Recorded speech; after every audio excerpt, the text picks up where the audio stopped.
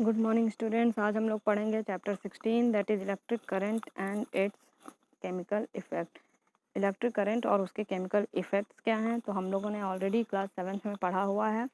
Conductors क्या होते हैं, इंसुलेटर्स क्या होते हैं, या गुड कंडक्टर क्या होता है, बैड कंडक्टर क्या होता है, पुअर कंडक्टर क्या होता है। कंडक्टर्स वो होते हैं या गुड कंडक्टर्स वो होते हैं जिनके थ्रू इलेक्ट्रिसिटी पास हो सकता है, जैसे कि द मटेरियल्स और object that can allow the electricity to flow through it और टू पास थ्रू इट, जैसे कि for example iron, metal, copper metal, we can see that electricity can flow through it. ठीक है। और poor conductor या insulators क्या होते हैं, द मटेरियल्स और objects which do not allow electricity to flow through it, अपने में से इलेक्ट्रिसिटी को पास नहीं होने देते हैं, जैसे कि प्लास्टिक, वुड। ठीक है, ये सब इंसुलेटर्स हैं। ठीक है। अब देखिए, हम लोगों ने अभी तक सॉलिड के बारे में ही पढ़ा है क्लास 7 में। अब हम लोग यहाँ पे लिक्विड के बारे में पढ़ेंगे कि लिक्विड्स में इलेक्ट्रिसिटी कैसे फ्लो होता है, conduction of electricity through liquid. ठीक है। तो देखिए स्टूडेंट्स, लिक्विड में आप चेक करने के लिए कि इलेक्ट्रिसिटी फ्लो होता है कि नहीं होता है, इसके लिए आप कंटिन्यूटी टेस्टर बना सकते हैं। ये देखिए यहाँ पे है कंटिन्यूटी टेस्टर। इसके लिए आपको बैटरी लगाना होगा, बल्ब लगाना होगा और वायर लगाने होंगे। ठीक है। इस तरह से आप कंटिन्यूटी टेस्टर बना लेंगे और जो है कि फिर उससे टेस्ट करेंगे। इसको आप किसी भी सॉल्यूशन में डालेंगे। अगर बल्ब ग्लो हो रहा है उस सॉल्यूशन में डालने पे, इसका मतलब है कि उस लिक्विड में इलेक्ट्रिसिटी फ़्लो हो रही है। और अगर बल्ब ग्लो नहीं कर रहा है, इसका मतलब है कि उसमें इलेक्ट्रिसिटी फ़्लो नहीं कर रही है। ठीक है स्टूडेंट, चलिए आगे देखिए। अब देखेंगे आप लोग कि ये तो हमने पढ़ लिया कि कंटिन्यूटी टेस्टर के थ्रू हम पता कर सकते हैं कि किस में इलेक्ट्रिसिटी फ़्लो हो रही है, किस सॉल्यूशन में, और किस सॉल्यूशन में फ़्लो नहीं हो रही है। अब हम लोग आगे और देखेंगे कि जैसे कि ये सब लिक्विड्स हैं, इसको हम लोग बाद में पढ़ेंगे इस टेबल को।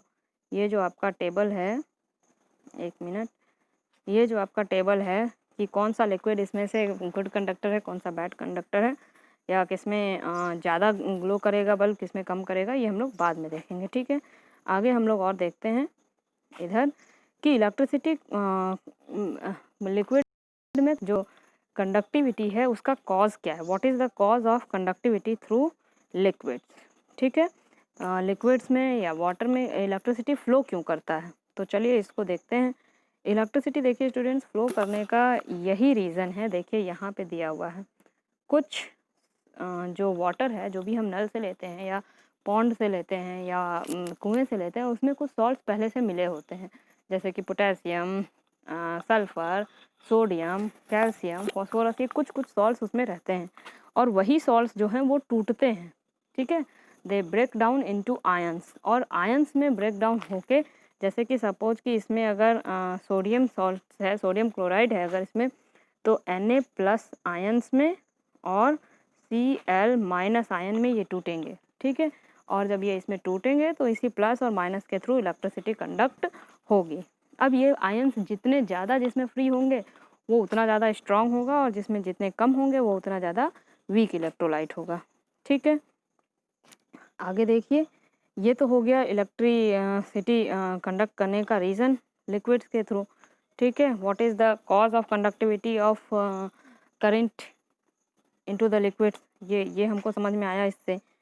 आगे अब देखेंगे कि इलेक्ट्रोलाइट्स क्या होता है। इसी को इलेक्ट्रोलाइट्स बोलते हैं, वो लिक्विड, वो सॉल्यूशन जिसमें कि इलेक्ट्रिसिटी पास हो सकती है, दैट इज़ कॉल्ड इलेक्ट्रोलाइट। देखिए यहाँ पे दिया हुआ है आपका डेफिनेशन इलेक्ट्रोलाइट का, a compound that conducts electricity, a compound that conducts electricity in molten or fused or aqueous solution state which simultaneously undergo decomposition breaking into ions when electricity passes through it। ठीक है। जब electricity किसी भी solution से पास होती है, तब वो जो सॉल्यूशन है वो ब्रेक डाउन हो जाएगा, या जो उसमें सॉल्ट है वो ब्रेक डाउन हो जाएगा पॉजिटिव और नेगेटिव आयंस में। और इसी तरह के सॉल्यूशन को क्या बोलते हैं, इलेक्ट्रोलाइट बोलते हैं। अब इलेक्ट्रोलाइट दो तरह का होता है, स्ट्रॉन्ग इलेक्ट्रोलाइट और वीक इलेक्ट्रोलाइट। स्ट्रॉन्ग इलेक्ट्रोलाइट वो इलेक्ट्रोलाइट्स होते हैं जो कि जिसमें से कि ज़्यादा से ज़्यादा जिसमें फ्री मोबाइल आयन हो। ठीक है। और जो ज़्यादा इलेक्ट्रिसिटी कंडक्ट करे वो स्ट्रॉन्ग इलेक्ट्रोलाइट है। मतलब Na+ और Cl- आयंस जिसमें ज़्यादा होंगे, या और भी दूसरे आयंस जिसमें ज़्यादा होंगे पॉजिटिव नेगेटिव, वो स्ट्रॉन्ग इलेक्ट्रोलाइट होगा। वीक इलेक्ट्रोलाइट जिसमें आयंस कम मोबाइल होंगे मतलब कम फ्री आयंस होंगे उसमें, वो वीक इलेक्ट्रोलाइट होगा। मतलब इलेक्ट्रिसिटी तो कंडक्ट करेगा लेकिन कम। तो देखिए यहाँ पे दिया हुआ है कुछ स्ट्रॉन्ग और वीक इलेक्ट्रोलाइट्स, ठीक है। स्ट्रॉन्ग इलेक्ट्रोलाइट्स जैसे कि sea water, nitric acid, copper sulphate solution, sodium chloride, sulphuric acid, इसमें से ज़्यादा इलेक्ट्रिसिटी पास होती है। वीक इलेक्ट्रोलाइट्स मतलब जैसे कि एग्जांपल है ordinary tap water, oxalic acid, carbonic acid, ammonium chloride, citric acid. ये सारे जो ऑर्गेनिक एसिड हमने पढ़ा था ना क्लास 7th में, ऑर्गेनिक और मिनरल एसिड में डिफरेंस, तो जितने भी ऑर्गेनिक एसिड हैं वो लगभग सारे वीक इलेक्ट्रोलाइट्स होते हैं, और जितने भी मिनरल एसिड हैं वो लगभग सारे, कुछ एक्सेप्शनल केस भी होते हैं लेकिन लगभग वो स्ट्रॉन्ग इलेक्ट्रोलाइट्स होते हैं, क्योंकि उसमें ज़्यादा आयंस होते हैं, ठीक है। तो आज आप लोग यहीं तक पढ़िए, अब हम लोग नेक्स्ट क्लास में पढ़ेंगे इसके आगे। Thank you.